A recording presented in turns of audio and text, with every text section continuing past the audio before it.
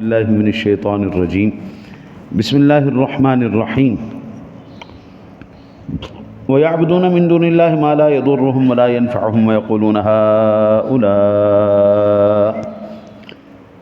هَؤُلَاءِ شُفَعَاؤُنَا عِندَ اللَّهِ قُلْ أَتُنَبِّئُونَ اللَّهَ بِمَا لَا يَعْلَمُ فِي السَّمَاوَاتِ وَلَا فِي الْأَرْضِ سُبْحَانَهُ وَتَعَالَى عَمَّا يُشْرِكُونَ۔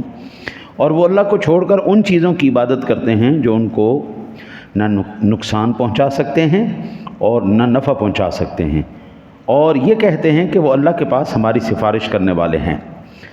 آپ کہیے کہ کیا تم اللہ کو ایسی بات کی خبر دیتے ہو جس کا اللہ کو نہ آسمانوں میں علم ہے نہ زمینوں میں، اور وہ ان تمام چیزوں سے بری اور بلند ہے جن کو تم اس کے ساتھ شریک کرتے ہو۔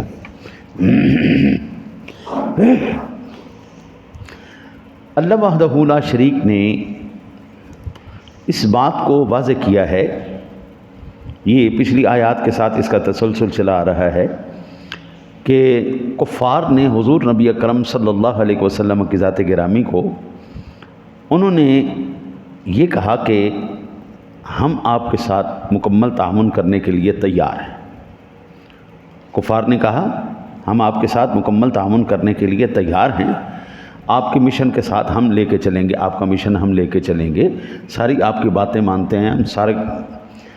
آپ ایک کام کریں، اس قرآن کو بدل دیں، اور یہ نہیں کہ سارا قرآن بدل دیں، صرف وہ مقامات جس میں ہمارے بتوں کی حجب کی گئی ہے، ان کو برا کہا گیا ہے، باطل کہا گیا ہے، اور ان کی مذمت کی گئی ہے، آپ صرف وہ کاٹ دیں، وہ حصے کاٹ دیں، اور ہم ان کی مدح کی اور تکریم کی اور تعظیم کی آیات آپ کو دے دیتے ہیں، وہ جملے لکھ کے دے دیتے ہیں، آپ وہ قرآن میں ڈال دیں۔ میرے آقا نبی اکرم صلی اللہ علیہ وسلم کی ذات گرامی نے پوچھا کہ یہ جو تم کروانا چاہتے ہو یہ کیوں کروانا چاہتے ہو؟ قرآن تبدیل کیوں کروانا چاہتے ہو؟ بتوں کی مذمت ختم کیوں؟ کہنے لگے اصل میں بات یہ ہے کہ آپ آئے ہیں، اب ہم صدیوں سے عبادات کر رہے ہیں، یہ ہمارا صدیوں سے سلسلہ چل رہا ہے، ہزاروں سالوں کی ہماری یہ ریت ہے، روایت ہے، ہم اس طرح عبادت کر رہے ہیں۔ جس طرح آپ اللہ کو ایک مانتے ہیں، ہم بھی اللہ کو ایک ہی مانتے ہیں، بس فرق اتنا ہے کہ یہ جو بت ہیں ہمارے، ان بتوں کو ہم اللہ کی بارگاہ میں شفیع مانتے ہیں، سفارشی مانتے ہیں کہ یہ اللہ کی بارگاہ میں ہماری سفارش کریں گے۔ تو جو آپ کا قرآن ہے نا، وہ اس بات کا انکار کر رہا ہے، رد کر رہا ہے ان کا، وہ ان کو باطل اور ان کی مذمت کر رہا ہے، یہ تو کچھ کر ہی نہیں سکتے، ہم تو ان کی تعظیم کرتے ہیں، ہم تو ان کے آگے جھکتے ہیں، ہم تو بلیاں دیتے ہیں ان کے سامنے۔ تو آپ ایسا کریں، اللہ آپ کا بھی ایک ہے، ہمارا بھی اللہ ایک ہے، اس بات پہ ہم اکٹھے ہو جاتے ہیں نا جی، ہم آپ کے اللہ کی برائی نہیں کریں گے، آپ ہمارے بتوں کی برائی نہ کریں۔ میرے آقا نبی اکرم صلی اللہ علیہ وسلم کی ذات گرامی نے ارشاد فرمایا ایسا تو نہیں ہو سکتا، کلام الہی میری مرضی سے تو نہیں اترے گا نا، جو اللہ نے قرآن نازل کرنا ہے وہ میری مرضی سے تو نہیں اترے گا نا جی، وہ اس کی رضا ہے، جو اس نے حکم دینا ہے ہم نے تو اسی کی پیروی کرنی۔ میرے رب نے جو مجھ پر قرآن نازل کیا ہے اس کے اندر تو یہ بات دو ٹوک ہے کہ تمہارے معبودان باطلا ٹیڈی پیسے کا اختیار نہیں رکھتے۔ اب آپ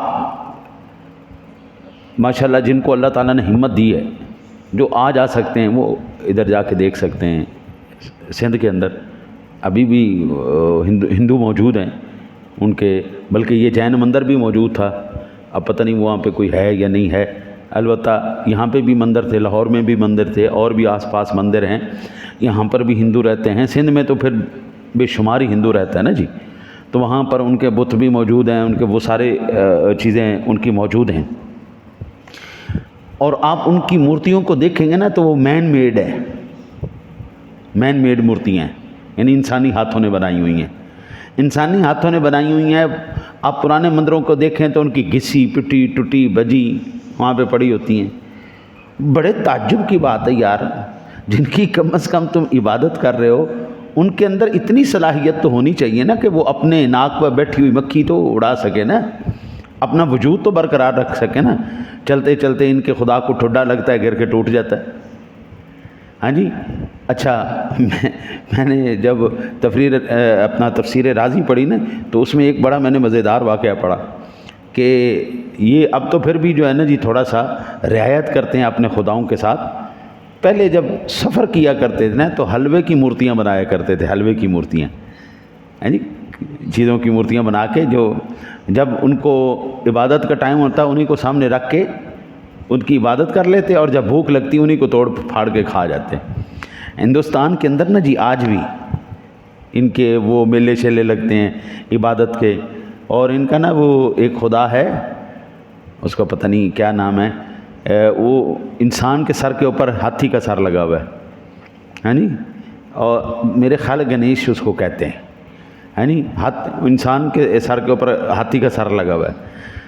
جب یہ ان کی آتا ہے نا جی موسم تو وہ اس کی گنیش کی مورتیاں بناتے ہیں اور مٹی کی بنا کے پہلے پورا جو بھی ان کا ریچول ہے وہ سارا کرنے کے بعد پھر اسی کو توڑ پھاڑ کے نا جی دریا میں بہا دیتے ہیں. اچھا جی، بعض لوگوں نے جو ہے نا جی وہ شیشے کی کرسیوں کی یہ مورتیاں بنائیں، تو جب وہ پھینکی تو ظاہری بات ہے سمندری پانی بھی متاثر ہوا، مخلوق بھی متاثر ہوئی، دوسری متاثر بھی ہوئی. وہ اب آپ اندازہ کیجئے کہ یہ کیسا خدا ہے کہ بنا بھی خود ہی رہیں، توڑ بھی خود ہی رہیں. خدا کی ناک بناتے بناتے تھوڑی زور دی لگی تو انہاں دے رب انہاں دی ناک کی ٹوٹ گئی، کرنی ٹوٹ گئے کہ یہ کون سا خدا ہے؟ ایک کو خدا ہے. حضرت ہمیشہ یاد رکھیے معبود کو عابد سے اعلیٰ اور افضل ہونا چاہیے. معبود کو عابد سے، یعنی ہمارا اللہ ہے نا جی جس کو ہم پوجتے ہیں، وہ علی کل شیء قدیر ہے، وہ کسی کا محتاج نہیں، وہ کسی کے بنائے سے بنا نہیں، وہ ہمیشہ سے ہے، ہمیشہ رہے گا. اس کے قبضہ، قدرت، اختیار میں کائنات کی ہر شے ہے. وہ ایسے ایسے قدرت کے نظارے دکھاتا ہے کہ بندے کی عقل و خرد بندے کی حیران رہ جاتی ہے. وہ اپنی قدرت اور اپنی قدرت کاملہ کا ایسا ایسا نظارہ دکھاتا ہے کہ بندے کی عقلیں دنگ رہ جاتی ہیں. وہ میرے اب یہ دیکھیں نمرود نے اللہ سے پھڈا لیا، کیا بنا نمرود کا؟ ختم ہو گیا. فرعون نے، حامان نے، شداد نے، ابو جہل نے، عتبہ نے، شیبہ نے، یہ پوری ایک لمبی لسٹ ہے جنہوں نے بھی خدا سے مقابلہ کرنے کی کوشش کی. آج کدھر گئے وہ؟ ان کا وجود بھی برقرار نہیں، لیکن اللہ تعالیٰ کے پجاری موجود ہیں، اس کے بندے موجود ہیں. تو خدا ہو تو ایسا ہو. حضور نبی اکرم صلی اللہ علیہ وسلم جب تشریف لائے تو 360 بت تھے بیت اللہ شریف کے اندر، اور میرے آقا جی علیہ الصلوۃ والسلام نے خود ان کو گرائے. لات تھا، منات تھا، عزا تھی. اب اگرچہ سعودی حکومت اس کو وراثت کے ورثے کے نام پر دوبارہ واپس لے کے آ رہی ہے، دماغ خراب ہو گیا نا جی. حضور نے 1400 سال پہلے بت وہاں سے نکالے، یہ اب دوبارہ ورثے کے نام پر، ثقافت کے نام پر اس کو واپس لے کے آ رہے ہیں. جہالت ہے نا جی، اور تو کچھ نہیں نا. تو ان کا وجود ختم ہو گیا، ان کے خدا ختم ہو گئے. لیکن ہمارا ایک اللہ وحدہ لا شریک ہے جو ہمیشہ سے ہے، ہمیشہ رہے گا. اس کو کسی نے نہیں بنایا. کائنات رہے گی جب بھی وہ ہے، کائنات نہیں ہوگی وہ جب بھی ہوگا، وہ جب بھی ہوگا. یوم حشر آئے گا پھر بھی وہ ہے جی. تیسری دلیل، عبادت تعظیم کی سب سے بڑی نوع ہے. یعنی آپ کسی کی احترام کرنے کی انتہا کر دیں نا جی تو اس کو کہتے ہیں عبادت، اس کو کہتے ہیں عبادت.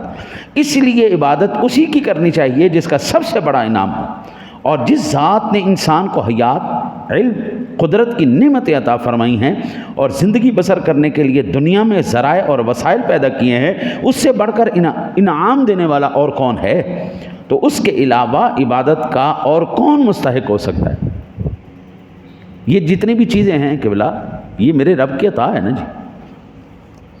چھوٹی سی آپ دیکھیں، میرا رب سونا جب چاہتا ہے، جس کو چاہتا ہے زندہ رکھتا ہے. کئی ایسے ہیں جو کئی سالوں سے بیمار پڑے، بستروں پر پڑے، لیکن جان نہیں نکل رہی. کئی ایسے ہیں 4 5 سال کی عمر میں ہو گئے، کڑکتی جوانی میں ہے تیری خیر، 28 30 سال کی عمر میں کڑکتی جوانی میں اللہ انج لے جاتا ہے. 100 سال عمر ہو جاتی بندہ مرتا نہیں. یہ تو میرے رب کے فیصلے ہیں. یہ سارے اس کے فیصلے. کس دو چیزیں، ایک پیدا ہونا، ایک مرنا، یہ اللہ نے اپنے قدرت میں رکھا ہے. اگر یہ کسی کے اختیار میں آ جاتا نا، دنیا زور لگائی بیٹھی ہے کہ ایسی دوائیاں، ایسی چیزیں ہم پیدا کر سکیں جس سے انسان کی زندگی بڑھ جائے. ٹھیک ہے نا جی. وہ ایک ریسرچ آئی تھی سن 2023 کے آخر میں 24 کی ابتدا میں. انہوں نے کہا کہ ہم نے نا جی وہ ڈی این اے یا وہ پارٹیکلز تلاش کر لیے ہیں، وہ حصہ تلاش کر لیا ہے جو انسان کی موت کا سبب بنتا ہے. انہوں نے اس ریسرچ کو جب چوہوں کے اوپر کیا تو چوہوں کی کئی دن، کئی مہینے زندگی بڑھ گئی. انہوں نے کہا لو جی ہم نے موت کے اوپر قابو کر لیا. لیکن انہوں نے دیکھا کہ اچانک بالکل چوہوں کی ظاہری بات ہے، یہ سارے تجربے چوہوں کے اوپر، اچانک چوہے جناب بالکل صحیح سلامت، کوئی ان کو بیماری نہیں، کوئی چکر نہیں، یکدم مر گئے. کہنے لگے، بڑے حیران ہوئے ہم نے تو زندگی کو ختم کرنے والے وہ پارٹیکلز یا وہ ڈی این اے یا وہ چیز ہم نے تلاش کر لی تھی، وہ پروٹینز ہم نے تلاش کر لیے تھے. تو کہنے لگے پھر ہم نے ریسرچ کی کہ ایک خاص ہے جی جس کو گاڈ پارٹیکل کہتے ہیں یا ڈارک ڈی این اے کہتے ہیں، اس طرح کر کے، کہ ایک ایسا وہ اس کے اندر ایک حصہ ہے، وہ ڈی این اے ہے، وہ چیز ہے، وہ پروٹین ہے جو ہماری آنکھوں کے سامنے نہیں آتا. ہم جتنا مرضی تلاش کر لیں وہ ہمارے سامنے نہیں آتا. جیسے ہی موت کا وقت ہوتا ہے وہ ایکٹیویٹ ہو جاتا ہے، بندہ فوراً ختم، چیز فوراً ختم. میں وہ ساری ریسرچ پڑھ کے، مجھے اب پڑھے ہوئے بھی کافی دیر ہو گئی ہے، لیکن اس کا ایک خاکہ خلاصہ ذہن کے اندر ہے. آپ اندازہ کیجئے کہ آج کی سائنس بھی اس بات کو ماننے پر مجبور ہو چکی ہے کہ یہ جو موت آتی ہے نا جی، موت کچھ جسم کے اندر یکدم اپیئر ہوتا ہے، ایکٹیویٹ ہوتا ہے، جو انسان کی روح کو فوراً ختم کر دیتا ہے. اور یہی میرا رب سونا کہتا ہے، کل من علیہا فان ویبقی وجہ ربک ذو الجلال والاکرام. کائنات کی ہر شے فانی ہے، اور جب اس کا امر آنا ہے اس چیز نے ختم ہو جانا ہے، رہنا تیرے صرف رب کا نام ہی ہے.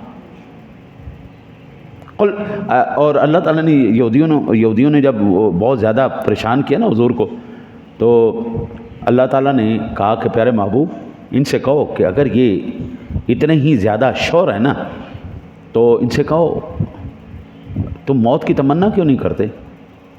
موت کی تمنا کرو نظر.